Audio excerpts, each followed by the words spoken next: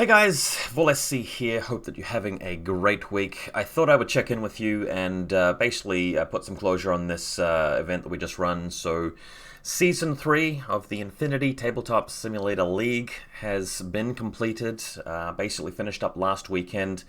Again, a very brief video today just to go over some of the results and wrap things up. So, stick with me if you're interested to see how everything went. Thank you to everybody who tuned in to the finals, which was between Panda Beast Mode and Denicol.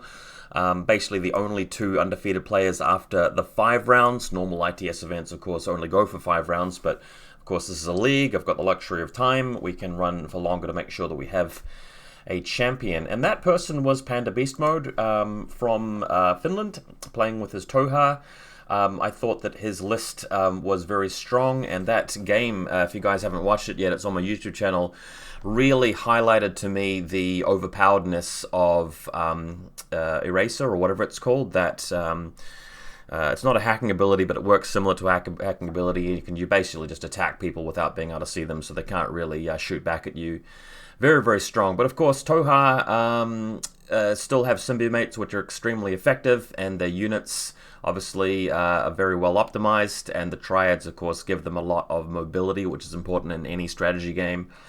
But don't let that take away from Panda Beast Mode himself. He's obviously a skilled player. I didn't really see very many mistakes from him. So congratulations, he is currently your TTS champion right now. If you check Discord, you'll see him highlighted in a nice yellow color in Discord, and that won't change until we go to a Season 4 later in the year perhaps, and do another one of those leagues. So as you can see here, the top 10 is locked. Denicol actually placed 6th after being knocked down from his loss there. In second place, we have White 1 from the Ukraine with HB. Lobo sneaking into 3rd place despite having some setbacks during the middle of the league. He's managed to grind his way up to the top. Gyro, first time in one of my leagues, having a really high posted result. Gyro obviously knows what he's doing. I did briefly see some of his streamed game against Chainsaws JSA. That Sphinx looked like it did a lot of work, but Chainsaw did make a couple of mistakes there to hand it to him. Perjan, been in every single event that I've run, very solid player. Obviously, there's a lot of luck involved, so things go up and down, but he comes in at 5th. Denicol, as I said, came 6th. Hot Fresh Tofu, an amazing result from Fresh Tofu here. Hot Fresh Tofu played in the ICB, which was the interim casual brawl, which is the mini event we did while we were waiting for N4 to come out. I put Hot Fresh Tofu in the middle tier, meaning that would split everybody up in terms of skill level, so there was a top 3rd, middle 3rd, and bottom 3rd. I suggested that he play in the middle group, assuming that he wasn't super experienced, and he did have a really tough time right down the bottom of that grouping, but he has bounced back and made it to the top 10 of a really big event here. So congratulations to Hot Fresh Tofu. I've played against him a number of times, and he is improving really quickly, which is amazing to see. Papu from Spain, love Papu. He looked pretty solid with his combined army. I saw a little bit of a stream game there, but didn't catch very much of it. I might do a future video if you guys want, just running over some of the army lists that these guys have been running for N4, if that would interest you. I'll just check my Discord real quick, because I believe I've got the code sitting in there for the army lists for Panda and Denicol. In fact, no, the links to the finals game should be in the description of the finals video, so you can go there for that. Dev was basically in the finals for Season 1 when he was playing TAC back in N3. He has been in all of my events, really appreciate that, and just showing that he has a lot of potential as a player because he's made it into the top 10 again. Now, there was supposed to be a game from this person here from Poland, but he had to drop out rather than play the 6th round against Gyro, so Hannibal stood in. Hannibal was going to be at the outside of the bubble here on rank 11, but because he's taken another guy's place in the top 10, he's had to play Gyro for it. Gyro beat him, and he is your 10th place getter for this event, so congratulations, guys. If we come right down to the bottom, in last place we unfortunately have SGNM from Russia. I did ask him if he would like some free coaching. He turned me down for that one. Donnie Brooks has done some coaching with me. That's up on the YouTube channel. Have a look at the Yuching discussion we had. When we get time, I would also like to do that with Lord of Apathy. He has expressed an interest. It's just that I've been pretty busy lately, so sorry about that. Obviously, the guys down here, some of them have a lower score, but they didn't finish their 5th game, unfortunately. So, unfortunately, that's a did not finish from them, and a couple of people dropped out earlier in the event. One thing that really amazed me this event is that we didn't actually have very many dropouts at all. In previous events, it's been as high as 10 to 20% drop rate by the end of 5 weeks. So, looks like we've got a bit of a tighter ship now, which I really, really appreciate. Just before I get into the survey results, I just want to talk briefly about N4 and game balance and faction balance. So after N4 came out, I did a poll, and everybody basically rated the factions. I've also been doing some talks about the game balance in general. I think that N4 is less balanced than N3. That is my opinion. And I also think that one event is a very bad indicator of which factions are powerful or not. When you have an event like this, it really is just up to the fancies and the whims of the best players as to which factions they want to play. Just because Denicol, decided that he liked Caledonia doesn't mean that he couldn't have done that with a different faction. And for example, if Lobo, for example, had decided to enter with a faction that we think is not very powerful, let's say, he came in there with Cosmoflot, would Lobo still have made it to the top part of the tournament? Yes, I think so, because he's obviously a good player. But luck also throws things around as well. I mean, if you look down here, we've got Cavrion, who was in the finals last event, didn't make it to the top 10 this time. Chainsaw, who's a decent player, he's closer to the middle. Cobra Prime, who has won events before through the middle with White Banner, which is not exactly bad sectorial. Luck basically spreads the results around quite a lot, which is why it's a really bad idea to talk about this as though some of these factions are powerful or not powerful. So, for example, if somebody was saying, well, how did Tunguska do recently? We've got 32, and then we've got somebody in 55th position, and then a couple of people right at the bottom. I mean, this tells us nothing about whether Tunguska is a really good faction or not. If you took these top 10 players and forced them to play Tunguska in the next event, then you'd probably get some results where it's showing Tunguska is really, really highly placed. A better way to deal with faction balance and answer questions like that is, honestly, number one, play lots of games yourself and get some first-hand experience about, what factions seem to have the most overpowered and broken stuff. Secondly, do a whole bunch of study and army build and really analyze, what options the factions have. And number three, just talk to people and have that discussion with people who are really, really good at the game. And if you do that, you'll have a much clearer and better picture of what factions are powerful and which ones aren't. Having said all of that, I'm just going to do a full 180 here and say that it's also true that people who do well in tournaments, they want to be good and they want to win and they want to post good results to feel good about themselves. So they will typically pick the faction that will give them a decent chance of doing that. So you see a lot of the people at the top here picking Assassins, picking Toha, picking Combined Army. Obviously, the 2 Nomads players in the event did quite well. And then when you look at like Cosmoflot, you don't really see the high-level players picking those factions, for example. You come right down here and you look at something like Starmada, for example. Don't see that very high up. So and Moratz as well. So you don't. There is some indication here if you want to look through it which factions people chose as to which factions are good or not. And there are some clues, some hints. It's just not conclusive, and that's the main thing I want to tell you guys about. So I hope all of that makes sense. Right, so next up, just going to jump over to my little survey form here. We had 37 people respond to this, so thanks very much.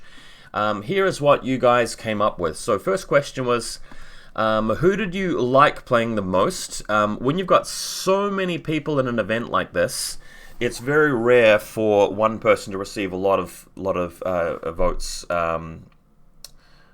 compared to everybody else. So I'm just going to minimize myself up here. What I will do is I'll simply read out the names of the people who had 2 votes, which is actually, doesn't sound like much, but it's a big deal.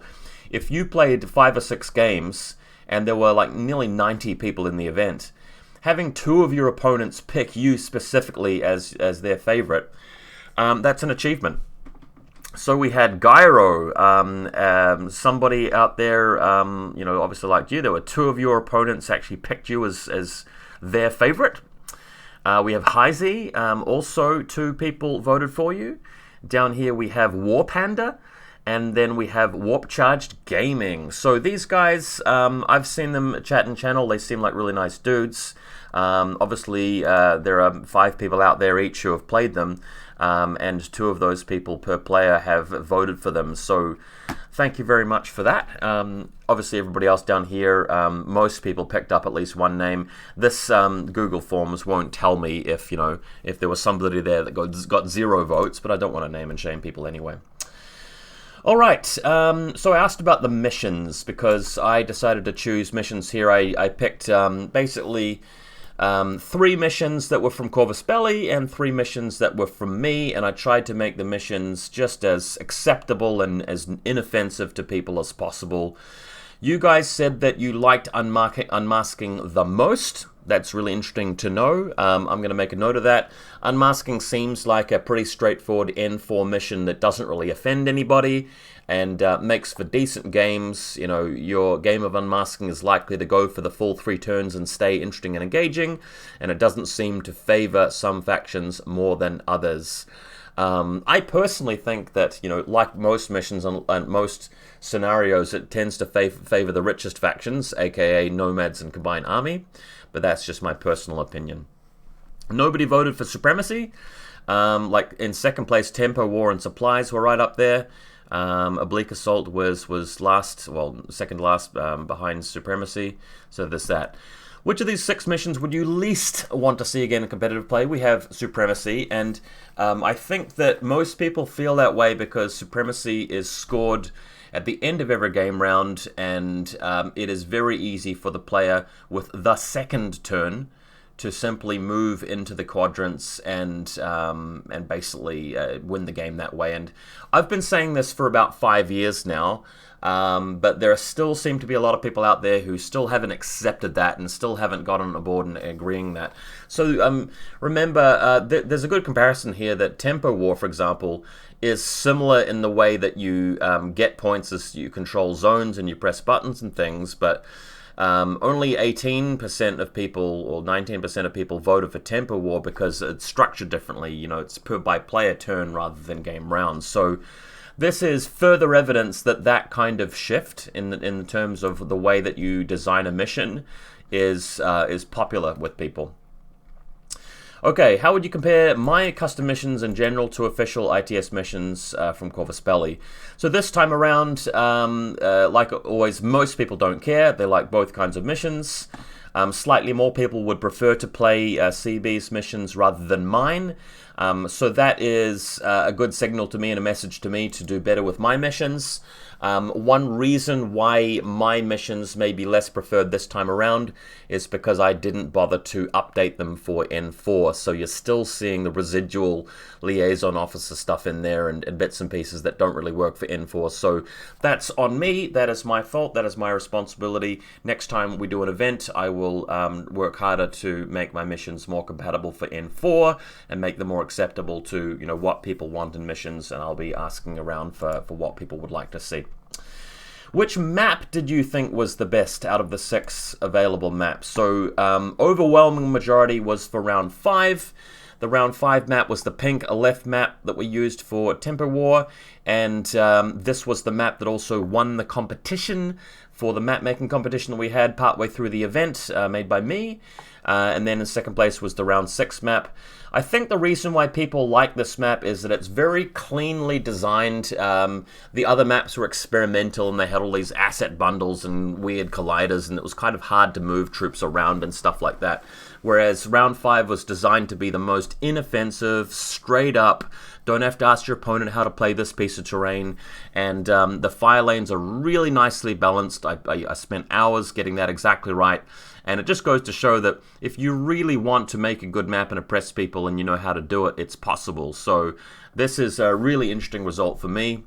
It just tells me that people's feelings about how cool the map looks or how different it is or how experimental for a tournament where you're trying to beat other players and prove yourself. The experimental approach isn't really as welcomed as the straight up give us a really easy map to play that's balanced. So you guys have told me how you feel.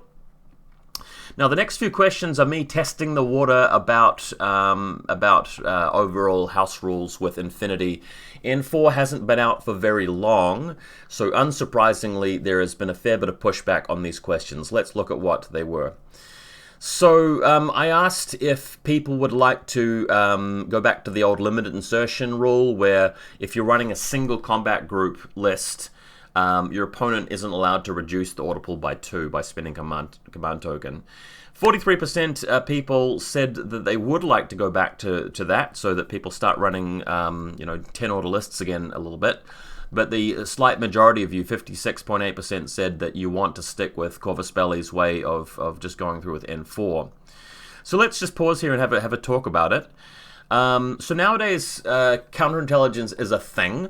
So if you're playing a faction which has counterintelligence and you're playing a 10 order list, then obviously counterintelligence actually does something rather than not mattering. So that is one argument in favor of keeping the new rules. Secondarily, some people are a little bit put off by the fact that some 10 order lists have so much tactical awareness that they can just spend 16 orders running across the table. So people are a little bit concerned about Invincible Armory and Morats and these big pain trains just charging across the battlefield. I don't think that's a great argument for not bringing back the limited insertion rules, just because those lists have their own problems. They are very weak against hacking shenanigans, and they're very weak against hidden deployment stuff. So not only do we have the Hacktal missile launcher and the Swiss Guard missile launcher and the Noctifer, we now have the new Hakaslam Nid here as well. So that style of play and sending a link team out first turn to go and crush them with 16 orders is even worse than ever. So my argument would be that we actually do bring limited insertion back, and that we do encourage that, because at the moment everybody, and I do mean everybody, is playing a 15 order list and there is no variance whatsoever in that. It's just completely homogeneous. We don't see many different strategies going on, and that is disappointing. So I may do the unpopular opinion here, and despite being outvoted, I may decide to overrule democracy here, and in my next event, bring back limited insertion and tell people, look, if you're running 10 order lists, your opponent can't reduce that order pool by 2 in the first turn. But I'll think about it, and I'll continue talking to the community. All right, how are you feeling about the 15 unit cap? Over 3/4 of you like it, want to keep it. Fair enough. I think that most people have found that their gaming experience, their play experience, hasn't been negatively impacted by it, and maybe their games are a little bit quicker, and they don't have to worry about coming up against the massive spam lists which have like 20 camo markers or whatever it is because of that limitation. However, a few of you guys did express a little bit of concern about it, so let's have a look at what happened here. 4 people said that they would be interested in playing a different version, but they don't really know how that would be changed. There was, I think, 2 people that liked my idea of just increasing it by a couple to 17, and some of you guys just didn't really know. So given the way that people feel about it, I am obviously in no hurry to actually make any house rules or changes about this at all. But I am still concerned that factions like US Ariadne are really, really down to the dumps because of this. And factions like Combined Army and OSS are just really cashing in. So the disparity, the gap between the richest and poorest factions is higher than I'd like it to be. How are you feeling about the crit mechanics? So again, 84% of people basically have said it's fine. Nobody's gaming experience has been destroyed by it. Everybody's feeling happy about it. We're all adjusting to the way game balance has changed. We have 3 people who would actually prefer the N3 version, and 3 people who like my idea. which is to basically make it more difficult to pass the armor save if you get a crit, but you don't have to take 2 of them. I've made my thoughts pretty clear in my post N4 balance video, where I'm basically explaining that the new crit mechanic makes variance a little bit too high. I still feel that way. Obviously, if you hit somebody with a crit and they fail both armor saves, that's a huge swing. It wasn't possible before. But if they pass both saves, it's a swing in the other direction. And we now have a wider variety of possible scenarios. And obviously those scenarios are realized in actual games. And the outcomes of Infinity games are a little bit more tilted towards the dice than people's decisions and performance. But it's not something drastic. So I think we can all agree that we can obviously play perfectly fine and entertaining games of N4 with the crit mechanic as is. I'm not really going to introduce any house rule changes to that. What do you think of the ITS scoring system for tournament points? Quite a few of you guys wrote to me and said, look, this is an interesting question, but I would have preferred more options here. It's not necessarily the case that I'm happy with the scoring system. It's just that, you know, the only thing that you're talking about suggesting here is not having it that players get 2 tournament points for a loss if they, you know, keep the deficit low and they reach 5+ OP. Are there some other options? But really all I was wanting to try and find out by asking this question is whether people are specifically bothered by the idea of, you know, a friend of theirs losing their game and you getting a draw, and for them to be ahead of you on the leaderboard. Does that make sense? You know, is the right kind of behavior in games being rewarded, etc., etc., etc. And for the vast majority of people, it doesn't bother them. So again, I'm not planning on introducing some house rules and changing the way this is going to work for my events. Okay. And then lastly, you guys, the 37 people who responded here have all said basically that you had a good time, which makes me feel really good. Thank you very much. Thank you for everybody for paying an entry fee. We checked it out. Everybody paid a fee, and it seems like you guys are getting something of value in return for that. So I think that's really amazing. The next event that I'll be running will be a campaign, like the one we had before. It will not cost $15 to play, and it will cost $10. That's New Zealand dollars. In your currency, it will be quite low. It will run for probably 3 weeks, and I will start telling people more about it and making some more announcements maybe in the next month or so. I've been a little bit busy with sort of changing my real-life job, but more about that later. In the meantime, I just want to say a big thank you to everybody who supported this event and had a good time in it, and made some friends and streamed the games. So from me to you, thank you very much. This has been a look at Season 3, and it's all done now. So yeah, see you guys next time.